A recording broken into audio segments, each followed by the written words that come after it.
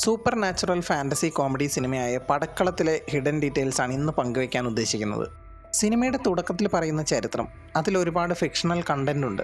ഭാരതീയ ചരിത്രത്തിൽ വിജയനഗരം എന്നത് ഇന്നത്തെ ആന്ധ്രാപ്രദേശാണ്. പക്ഷേ അവിടെ ഒരു ആദിത്യ മഹാരാജാവ് ഉള്ളതായി ചരിത്രം പറയുന്നില്ല. പക്ഷേ ടിപ്പു സുൽത്താനും തിരുവിതാംകൂർ ഭരിച്ചിരുന്ന കാർത്തിക തിരുനാൾ മഹാരാജാവും തമ്മിൽ യുദ്ധം ഉണ്ടായിട്ടുണ്ട് എന്ന് ചരിത്രം പറയുന്നു. യുദ്ധത്തിൽ കാർത്തിക തിരുനാൾ മഹാരാജാവ് ജയിച്ചത് ബ്രിട്ടീഷ് പടയാളികളുടെ സഹായത്തോടു കൂടിയായിരുന്നു. യുദ്ധശേഷം കാർത്തിക തിരുനാൾ മഹാരാജാവ് സ്ഥാപിച്ച ശിലയിൽ എഴുതിയിരിക്കുന്നത് ഇതാണ്: ടിപ്പു സുൽത്താനെതിരെ ഉണ്ടായ പോരാട്ടത്തിൽ രാജാവ് കാർത്തിക തിരുനാൾ രാമവർമ്മ നേടിയ മഹാവിജയത്തിന്റെ സ്മാരകമായി യുദ്ധം നടന്ന സ്ഥലത്ത് രാജാവ് തിരുമനസ് സ്ഥാപിച്ച ശില. സ്ഥാപക വർഷം 961. യഥാർത്ഥത്തിൽ ഇവരുടെയൊക്കെ കാലഘട്ടം എന്ന് പറയുന്നത് 1750കളായിരുന്നു. അതായത് സിനിമയുടെ തുടക്കത്തിൽ പറയുന്ന ഫാന്റസി കഥയിലെ കഥാപാത്രങ്ങൾ ഒക്കെ റിയൽ ആയിട്ട് ഉണ്ടായിരുന്നതാണ്. അവർ തമ്മിൽ യുദ്ധങ്ങളും ഉണ്ടായിട്ടുണ്ട്. പക്ഷേ കാലഘട്ടങ്ങളൊക്കെ ഫിക്ഷൻ തന്നെയാണ്. ഈ ശിലയുടെ മുകളിലായി കൊടുത്തിരിക്കുന്ന ലോഗോ, അത് തിരുവിതാംകൂർ മഹാരാജ്യത്തിന്റെ ഒഫീഷ്യൽ ലോഗോ തന്നെയാണ്. സിനിമയുടെ തുടക്കത്തിൽ ക്യാൻറ്റീനിലിരുന്ന് റംസാദ് ഫോണിലൂടെ ഓൺലൈനിലൂടെ ഓർഡർ ചെയ്ത ടീഷർട്ട് ക്യാൻസലായി പോയെന്നും കോളേജിൻ്റെ അഡ്രസ്സിലേക്ക് വീണ്ടും ഓർഡർ ചെയ്യാം എന്നും പറയുന്നുണ്ട്. 2 ആഴ്ചയ്ക്ക് ശേഷം ആ ടീഷർട്ട് കോളേജിൽ വെച്ച് റംസാദ് വാങ്ങുന്നതായി കാണിച്ചിട്ടുണ്ട്.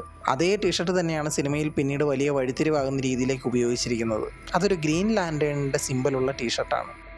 ജിതിൻ, കണ്ണൻ, റംസാദ്, നകുൽ ഇവർ 4 പേരും സ്ഥിരം ക്യാൻറ്റീനിൽ നിന്നും മേടിക്കുന്ന അമുൽ ലസ്സിയാണെന്ന് സിനിമയുടെ തുടക്കത്തിൽ തന്നെ കാണിക്കുന്നുണ്ട്. പിന്നീട് സിനിമയുടെ അവസാനം ക്യാൻറ്റീനിലുള്ള സീനിൽ 4 ലസ്സി ഓർഡർ ചെയ്തിരിക്കുന്നതായും കാണിക്കുന്നുണ്ട്. സിനിമ തുടങ്ങുന്ന അതേ സീനോടുകൂടി സമാനമായ രീതിയിൽ തന്നെയാണ് സിനിമ അവസാനിച്ചിരിക്കുന്നത്.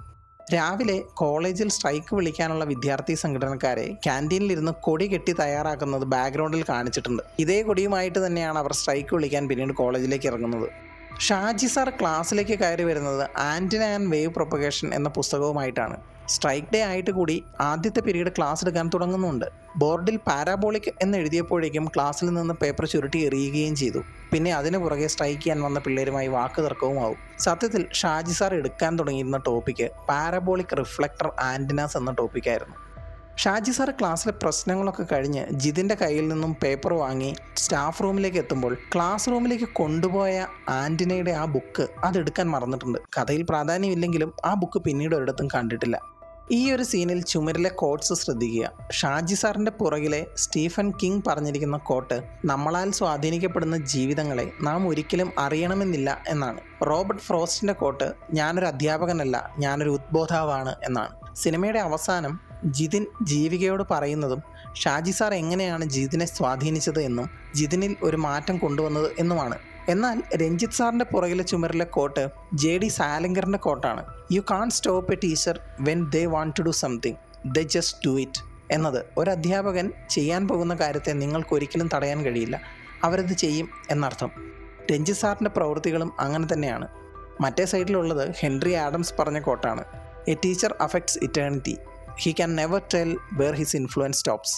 ഒരധ്യാപകൻ്റെ സ്വാധീനങ്ങൾ എവിടെ നിൽക്കുമെന്ന് അയാൾക്ക് പറയാൻ കഴിയില്ല, ചിലപ്പോൾ അനന്തമായി സ്വാധീനിക്കപ്പെടാം എന്നർത്ഥം.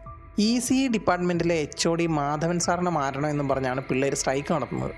ഈ മാധവൻ സാറിനെ റൂമിൽ പൂട്ടിയിട്ടു എന്ന് കേട്ടിട്ടാണ് അധ്യാപകർ എല്ലാവരും കൂടി ഡിപ്പാർട്ട്മെൻറ്റിൽ നിന്നും ഓടിച്ചെല്ലുന്നത്. പുതിയ HODയെ നിയമിക്കാൻ തീരുമാനിച്ചത് സ്ട്രൈക്ക് പിരിച്ചുവിട്ടതിന് ശേഷമാണ്.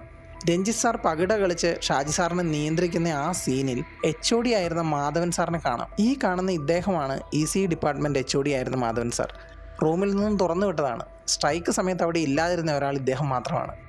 HOD ആയി രഞ്ജിത്ത് സാർ എത്തുമ്പോൾ ആ മുറിയിലും JD സാലിംഗറിൻ്റെ കോട്ട് കാണാം. ഒരു അധ്യാപകൻ ചെയ്യാൻ പോകുന്ന കാര്യത്തെ നിങ്ങൾക്കൊരിക്കലും തടയാൻ കഴിയില്ല, അവരത് ചെയ്യും എന്നത്. ഇത് തന്നെയാണ് പിന്നീട് സിനിമയിൽ നമ്മൾ കാണുന്നതും. ആ മാജിക് ബോക്സിൽ എങ്ങനെയാണ് ജിതിൻ്റെ രക്തം പതിഞ്ഞത് എന്ന് പലരും ചോദിച്ചിരുന്നു. അത് ബോക്സിൽ വിരൽ കൊണ്ട് മുറിഞ്ഞപ്പോൾ സംഭവിച്ചതല്ല. കോളേജ് ബസ്സിൽ വെച്ച് പിള്ളേർ വഴക്കുണ്ടാക്കുമ്പോൾ അത് തീർക്കാനായി രഞ്ജിത്ത് സാറ് ബാഗ് ബസ്സിൽ വെച്ച് ഇറങ്ങിപ്പോകും. അപ്പോൾ എന്തൊക്കെയോ ആലോചിച്ച് വിരൽ കടിച്ചുകൊണ്ടിരുന്ന ജിതിനെ തള്ളിയിട്ട് റംസാദ് ബാഗ് എടുക്കാൻ പറയും. തള്ളിയപ്പോൾ വിരൽ ചെറുതായി മുറിഞ്ഞിരുന്നു. ആ രക്തമാണ് രഞ്ജിത്ത് സാറിൻ്റെ മാന്ത്രിക പെട്ടിയിൽ പറ്റിപ്പിടിക്കുന്നത്. പിന്നീട് രഞ്ജിത്ത് സാറിൻ്റെ കയ്യിൽ നിന്നും ബാഗ് അടിച്ചു മാറ്റുന്ന സീനിൽ ജിതിൻ്റെ വിരലിൽ ബാൻഡേഡ് ഒട്ടിച്ചിരിക്കുന്നത് കൃത്യമായി കാണിക്കുന്നുണ്ട്. അത് നോക്കിയാണ് ആ രക്തം രഞ്ജിത്ത് സാറ് ജിതിൻ്റെ ആണെന്ന് മനസ്സിലാക്കുന്നത്. ടെൻഷൻ കൂടിയാൽ വിരലും നഖവും കടിക്കുന്ന സ്വഭാവം ജിതിനുണ്ട്. പിന്നീട് പരകായ പ്രവേശം അഥവാ ബോഡി സ്വാപ്പ് നടന്നതിന് ശേഷം ഷാജി സാറിൻ്റെ ശരീരത്തിൽ കയറുമ്പോഴും കൈ കടിക്കുന്ന രംഗമുണ്ട്. ഗെയിം ബോർഡിന് ഏതാണ്ട് 2000 വർഷം പഴക്കമുണ്ടാകുമെന്ന് കണ്ണൻ പറയുന്നുണ്ട്. കാർത്തിക തിരുനാൾ മഹാരാജാവ് സ്ഥാപിച്ച ശിലയിൽ കൊടുത്തിരിക്കുന്ന വർഷം 961 2000 വർഷം പഴക്കമില്ലെങ്കിലും 1000 വർഷം പഴക്കമുണ്ട്. പിന്നെ ലുഡോയുടെ ഹിസ്റ്ററി പറയുന്നത് അത് കൃത്യമായ കാര്യമാണ്. പുരാതന ഇന്ത്യയിലെ ഒരു ഗെയിമായിരുന്ന പച്ചീസിയുടെ മോഡേൺ പതിപ്പാണ് ലുഡോ. അതുപോലെ മഹാഭാരതത്തിലെ അക്ഷക്രീഡ എന്ന ചതുരംഗം കളിയും ഇതുപോലെയുള്ള ഒരു ഗെയിം തന്നെയാണ്. ഇതൊരു രസകരമായ ഡീറ്റെയിലാണ്.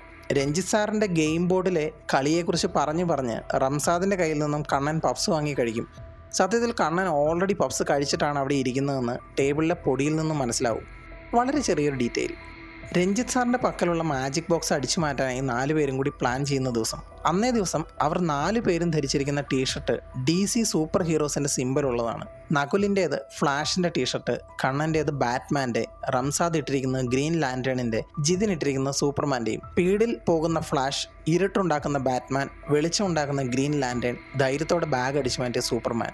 ഇതൊരു ഹിഡൻ ഡീറ്റെയിലായി കാണണമെന്നില്ല, പക്ഷേ ഒരു അക്യുറേറ്റ് ഡീറ്റെയിലായി കാണാം. ഈ ഒരു സീനിൽ ബോർഡിൽ വരച്ചു വെച്ചിരിക്കുന്ന ഡയഗ്രാം ക്വാണ്ടം ടണലിംഗ് എന്ന പ്രതിഭാസത്തെക്കുറിച്ചാണ്. ആ ചിത്രം വളരെ കൃത്യതയോടെ തന്നെയാണ് വരച്ചു വെച്ചിരിക്കുന്നത്. സാധാരണ ഇത്രയധികം കൃത്യതയോടെയുള്ള ചിത്രങ്ങൾ സിനിമയിലെ ക്ലാസ് റൂമുകളിൽ കാണാറില്ല. രഞ്ജിത്ത് സാറിൻ്റെ ഇൻഫ്ലുവൻസോടുകൂടി ജിതിൻ റംസാദിൻ്റെ മേത്ത് ചായ ഒഴിക്കുന്ന സീനിൽ ഇരുന്നുറങ്ങുന്ന നകുലിൻ്റെ വീഡിയോ എടുത്ത് സൂക്ഷിക്കുന്ന കണ്ണനെ കാണാം. പക്ഷേ ചായ ഒഴിക്കുന്നത് ശ്രദ്ധിച്ചിരിക്കുമ്പോൾ ഈ വീഡിയോ എടുക്കുന്നത് നമ്മൾ വിട്ടുപോകാൻ സാധ്യതയുണ്ട്. 4 പേരും കാറ്റ് ലാബിൽ ഒരുപാട് പ്രാവശ്യം ചെല്ലുന്നതായും പല 3D രൂപങ്ങൾ ഉണ്ടാക്കിയെടുക്കുന്നതായും കാണിച്ചിട്ടുണ്ട്. എൻ്റെ ബലമായ സംശയം ഇവരുടെ റൂമിലെ സകല 3D കോമിക് രൂപങ്ങളും മിക്കവാറും ആ ലാബിൽ നിന്ന് ഇവന്മാരുണ്ടാക്കിയെടുത്തതാവും. കാശ് കൊടുത്ത് വാങ്ങിയതാവാൻ വഴിയില്ല. ജീവികയുമായി ജിതിൻ സംസാരിക്കുമ്പോൾ എഞ്ചിനീയറിംഗിന് ശേഷം ജർമ്മനിയിലേക്ക് പോകാനാണ് ജിതിൻ്റെ ഫ്യൂച്ചർ പ്ലാൻ എന്ന് മനസ്സിലാവും. പിന്നീട് നടക്കുന്ന internship program German international internship പ്രോഗ്രാമാണ് എന്ന് മനസ്സിലാക്കാൻ സെമിനാർ നടക്കുന്ന ഹാളിൻ്റെ സൈഡിൽ ഒരു ബോർഡ് വെച്ചിട്ടുണ്ട്. ആ ബോർഡിൽ KTR ഹുംബോൾട്ട് എന്ന് കൊടുത്തിട്ടുണ്ട്. കാർത്തിക തിരുനാൾ രാമവർമ്മ കോളേജും ജർമ്മനിയിലെ ബെർലിനിലുള്ള ഹുംബോൾട്ട് യൂണിവേഴ്സിറ്റിയും ചേർന്നുള്ള പ്രോഗ്രാമാണിത്. ഈ ഹുംബോൾട്ട് ഇൻറ്റേൺഷിപ്പ് പ്രോഗ്രാം ലോകപ്രശസ്തമാണ്. ലാപ്ടോപ്പിൻ്റെ പാസ്വേഡ് 2255 ആണ്. My phone number is 2255. ജിതിൻ്റെ seminar topic brain computer interface ആണ്. ലളിതമായി പറഞ്ഞാൽ ഒരു കമ്പ്യൂട്ടർ ഉപയോഗിച്ച് എങ്ങനെ ഒരു വ്യക്തിയുടെ തലച്ചോറിനെയും അതുവഴി അയാളുടെ പ്രവർത്തനങ്ങളെയും നിയന്ത്രിക്കാം എന്നത്. നിലവിൽ കമ്പ്യൂട്ടറിൻ്റെ സഹായം ഇല്ലാതെ തന്നെ മറ്റൊരാളുടെ നിയന്ത്രണത്തിലാണ് ജിതിൻ്റെ തലച്ചോറും പ്രവൃത്തികളും എന്നതിന് സമാന്തരമായൊരു വിഷയമാണ് സെമിനാർ ടോപ്പിക്. രഞ്ജിത്ത്, ഷാജി, ജിതിൻ 3 പേരും പടക്കളത്തിൽ ഏതൊക്കെ കരുക്കളാണെന്ന് നോക്കാം. സെമിനാറിന് ശേഷം ജിതിൻ്റെ ബോധം മറഞ്ഞപ്പോൾ ജിതിനുണ്ടായ മങ്ങിയ വിഷ്വൽസിൽ നിന്ന് നമുക്കിത് ക്ലിയറായി മനസ്സിലാവും. രഞ്ജിത്ത് സാർ സിംഹമാണ്, ഷാജി സാർ ആനയാണ്, ജിതിൻ കുതിരയും. മാത്രമല്ല കാറ്റ് ലാബിൽ വെച്ച് പരകായ പ്രവേശം നടന്ന് ശരീരം മാറുമ്പോൾ 3 പേരും തെറിച്ചു പോകുമ്പോൾ അവരുടെ ബാക്ക്ഗ്രൗണ്ടിലെ മ്യൂസിക് ഈ മൃഗങ്ങളുടെ ശബ്ദമാണ്.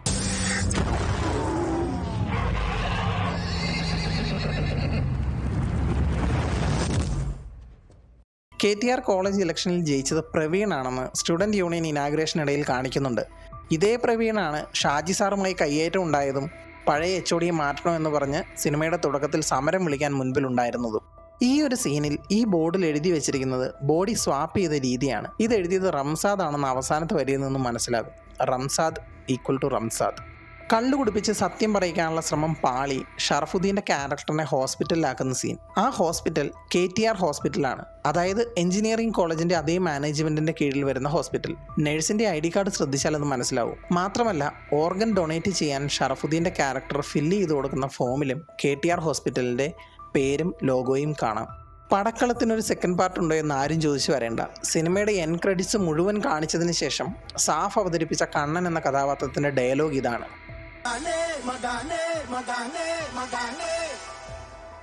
എന്തേ നോക്കിയിരിക്കണ്ട, സെക്കൻഡ് പാർട്ടി ഇല്ല. ശരിയതാ. സോ സെക്കൻഡ് പാർട്ട് ഉണ്ടാവില്ല. കൂടുതൽ സിനിമാ വിശേഷങ്ങളുമായി വീണ്ടും വരാം. Thanks for watching. Bye bye guys.